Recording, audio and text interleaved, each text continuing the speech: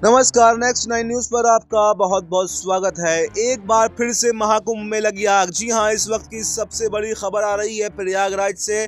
जो सरकार ये दावे कर रही है कि हमने ये काम किया, हमने वो काम किया, उससे कुंभ का आयोजन भी ठीक प्रकार से नहीं हो पाया। जिस तरह से अभी तक भी खबरें ये आ रही हैं कि मौतों का आंकड़ा, जो भगदड़ मची है उसमें मौतों को आंकड़ा जो है छुपाया जा रहा है। और उससे पहले भी आग लग चुकी है और दोबारा से आग लगने के बाद में अब विपक्ष ने योगी सरकार पर जमकर हमला बोला है और योगी सरकार से, यानी कि मुख्यमंत्री योगी आदित्यनाथ से इस्तीफे की मांग भी की है।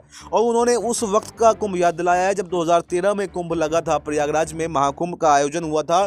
तो उस वक्त जो कुंभ की पूरी जिम्मेदारी थी, उसके जो आयोजक थे वो आजम खान हुआ करते थे।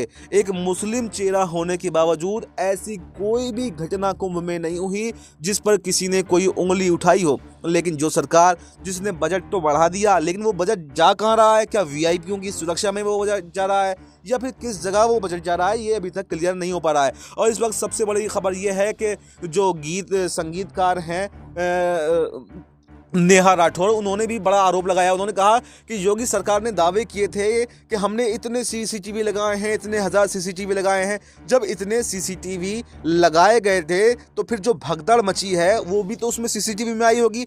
उस सीसीटीवी का एक भी फुटेज अभी तक सामने क्यों नहीं आया है?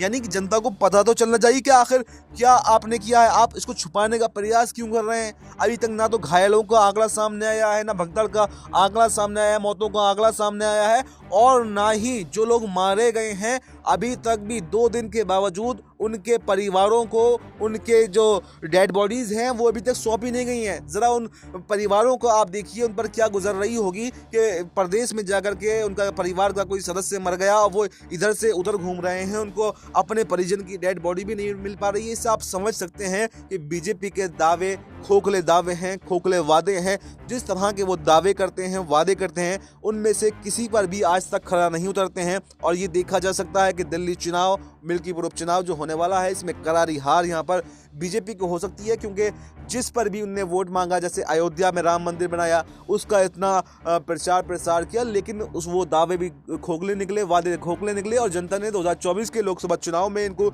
सबक सिखा दिया। तो उसी तरह ये देखा जा रहा है कि महाकुंभ के आयोजन के बाद में जो इतनी लापरवाही प्रशासन की तरफ से, सरकार की तरफ से की गई, इस पर भी अब जनता इनको वोट के जरिए से जवाब देगी और 2027 के चुनाव में भी करारी शिकस्त यहाँ पर बीजेपी को झेलनी पड़ सकती है। तो इस पूरी खबर पर आपको क्या कुछ कहना है, कमेंट बॉक्स में आप अपनी राय दे सकते हैं। फिलहाल इस खबर में इतना ही। देश और दुनिया की तमाम बड़ी खबरों के लिए आप बने रहिए हमारे साथ और देखते रहिए नेक्स्ट 9 न्यूज़।